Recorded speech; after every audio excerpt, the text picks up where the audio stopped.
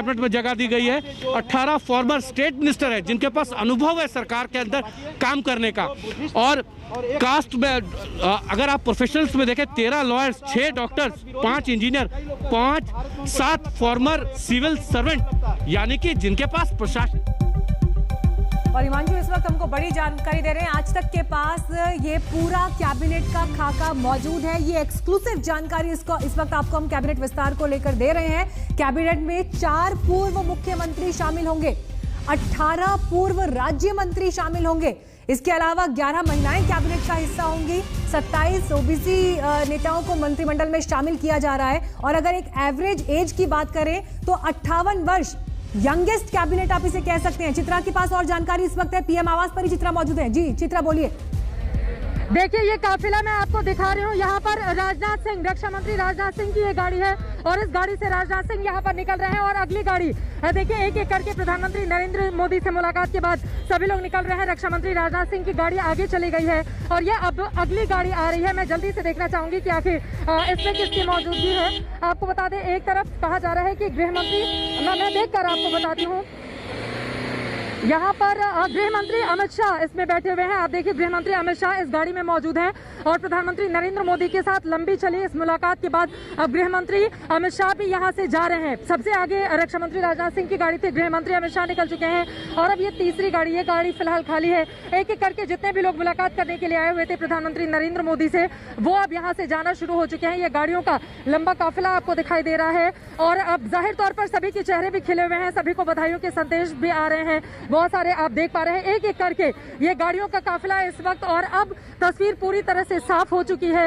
अगली गाड़ी में ऐसा लग रहा है कि हरदीप सिंह पुरी साहब थे, उनके पास भी कई अहम जिम्मेदारी है यकीनन इन तमाम मंत्रियों के जरिए, छठी पार्टी के जरिए। और ये एक गाड़ी और आगे चली गई है, मैं देख कर बता पा रही हूँ।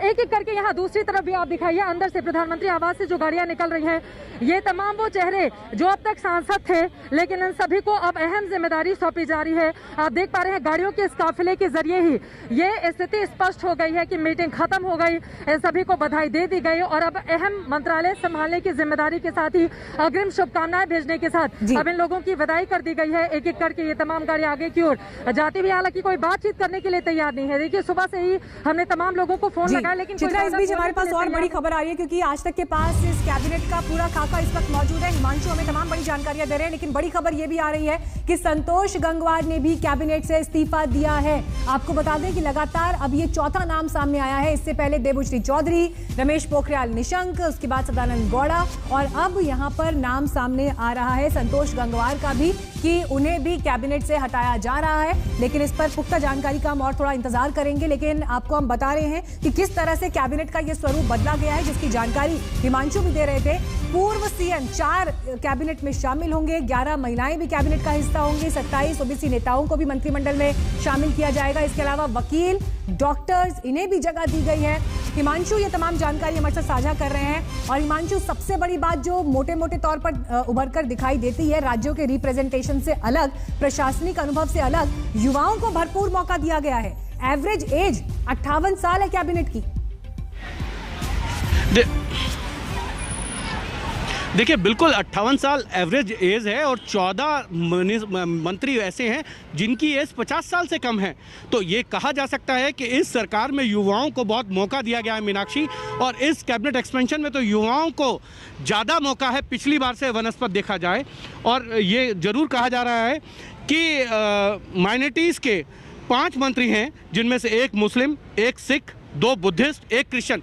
तो ये कहा जा सकता है कि एक बड़ा फेरबदल। 27 ओबीसी फेस होंगे, जिनमें से 5 कैबिनेट रैंक होंगे उनके पास, 8 एसटी मिनिस्टर हैं यानी कि शेड्यूल ट्राइब, उनमें से 3 कैबिनेट रैंक हैं, और 12 एससी यानी कि शेड्यूल कास्ट मिनिस्टर हैं, जिनमें से 2 कैबिनेट रैंक है। तो सोशल इंजीनियरिंग, मैंने आपको पहले भी बताया, चुनावी गणित और साथ ही साथ जो है जातिगत समीकरणों को देखकर और अनुभव और उनके ये कह सकते हैं कि राजनीतिक अनुभव के साथ साथ और प्रशासनिक अनुभव के साथ साथ जो है इस कैबिनेट मंत्रिमंडल का विस्तार किया जा रहा है। एक पूरी कहें तो पूरी प्रधानमंत्री नरेंद्र मोदी ने 1.25 महीने में यह कवायद की है। उन्होंने एक एक मंत्री के मंत्रालय की जो है समीक्षा की, उसके बाद एक रिपोर्ट तैयार की, अपने वरिष्ठ मंत्रियों के साथ जो है वो साझा की और उसके बाद ही ये तय किया कि किसको ड्रॉप किया जाएगा, किसको मंत्रिमंडल में लाया जा सकता है। फिर 5 राज्यों के जो चुनाव हैं उनके साथ गुजरात, हिमाचल और साथ ही साथ बंगाल और महाराष्ट्र को ज्यादा तवज्जो दी गई। इस कैबिनेट विस्तार के अंदर बिहार से उनके 2 सहयोगी दल जेडीयू और साथ में एलजेपी, उनको भी कैबिनेट में शामिल किया जा रहा है। एलजेपी के पहले रामविलास पासवान थे, उनकी मृत्यु के बाद जो है कैबिनेट उनके एक कह सकते हैं कि जगह खाली थी और उसके लिए पशुपति पारस को लाया गया है। जेडीयू ने 2019 में कैबिनेट में शामिल होने से मना कर दिया था। उन्होंने कहा था कि हमको ज़्यादा रिप्रेजेंटेशन चाहिए। इस बार आरसीपी सिंह यहाँ पर नजर आए हैं तो जाहिर तौर पर जेडीयू की मांग को जो है वो मान लिया गया है। और साथ ही साथ एक हम सबको ध्यान देना होगा कि डॉक्टर हर्षवर्धन का भी शायद या तो उनका मंत्रालय बदला जा रहा है या उनको ड्रॉप किया जा रहा है। ये मेरी जानकारी है, अभी इस पे मैं चीज नहीं बता सकता, लेकिन इतना जरूर है पहले तमाम जानकारियां दे रहे हैं। डॉक्टर हर्षवर्धन को लेकर भी आप इनपुट दे रहे हैं कि या तो उनका मंत्रालय बदला जा सकता है, हटाया जा सकता है, लेकिन इस पर पुष्टि का और इंतजार करना पड़ेगा। चित्रा भी वहां पर मौजूद है। चित्रा, देखिए जिस बात का जिक्र यहाँ पर हिमांशु कर रहे थे एलजेपी का, जेडीयू का, कहीं ना कहीं एक कोशिश ये भी दिखाई दी कि जो आरोप विपक्ष की तरफ से बीजेपी पर लग रहे थे कि अपने सहयोगी दलों को आप संभाल नहीं पाए, तो इस मंत्रिमंडल विस्तार के जरिए एक मैसेज देने की कोशिश ये भी गई है कि सहयोगियों को साथ लेकर हम आगे बढ़ेंगे, आगे आने वाले चुनावों में बढ़ेंगे। ये इस वक्त बीजेपी के लिए बहुत ज्यादा जरूरी हो जाता है। हम सब ने देखा है कैसे सहयोगियों का साथ एक एक करके छूटा हुआ चला गया। चाहे पंजाब में अकाली दल की हम बात करें, दूसरे भी जगहों से तमाम सहयोगी उसके छिटकते हुए बिखरते हुए चले गए और जेडीयू का साथ इसलिए भी बहुत ज्यादा जरूरी है। मीनाक्षी, इस बात को समझना होगा। 2024 के चुनाव के दरमियान हम सब जानते हैं कि बिहार किस तरह से एनडीए के लिए काफी ज्यादा फलीभूत रहा है। वहाँ की 40 में से 17 सीटें बीजेपी जीतती है, 16 सीटें जेडीयू जीतती है और उसके बाद एलजेपी के खाते में सिर्फ 1 सीट कांग्रेस पार्टी के खाते में जाती है। और इतना बड़ा मैंडेट अपने आप में एक बहुत बड़ी कामयाबी एनडीए के लिए रहा है और जेडीयू को अलग करना मौजूदा बीजेपी के लिए मुमकिन नहीं है। देखिए, चिराग पासवान बार बार इस बात का जिक्र कर रहे थे कि मैं तो मोदी का हनुमान हूं और इस तरह की स्थिति पैदा नहीं करेंगे प्रधानमंत्री नरेंद्र मोदी। उनकी ओर से पशुपति पारस को लेकर कोर्ट में भी जाने की बात कही गई, लेकिन इस बात को और भी समझना होगा। देखिए, चिराग पासवान की फैमिली में जो कुछ भी चल रहा है उससे तक नीतीश कुमार के लिए भी एक बहुत बड़ी चुनौती मौजूदा विधानसभा में जो हम सब ने बिहार में देखा था वो किस तरह से पैदा करके गए। यही कारण है कि तीसरे नंबर पर जेडीयू आ गई थी और यहाँ पर फिर से कुछ और गाड़ियां हैं जो आनी शुरू हो गई हैं। देखिए, एक एक करके यहाँ पर गाड़ियों का सिलसिला लगातार जारी है, यानी कि बहुत सारे ऐसे अभी भी चेहरे हैं जो अंदर मौजूद है, धीरे धीरे करके निकलते हुए। और यहाँ पर मीडिया का भारी जमावड़ा जैसा कि आप देख पा रहे हैं। तमाम ये सांसद जो अब मंत्री बनने के लिए बेकरार हैं। एक सेकंड आपको रोक रही हूँ। इस वक्त हमारे साथ न्यूज डायरेक्टर राहुल कंवल भी जुड़ गए हैं। राहुल, देखिए जिस तरह से कैबिनेट विस्तार को लेकर जो खबर अभी निकलकर मोटी मोटी सामने आ रही है, 4 पूर्व सीएम, एवरेज एज कैबिनेट की 58 साल, 11 महिलाएं कैबिनेट में है, डॉक्टर्स को शामिल किया गया है, लॉयर्स को शामिल किया गया है।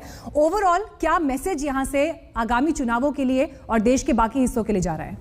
इस रिशफल के जरिए प्रधानमंत्री जो संदेश देश की जनता को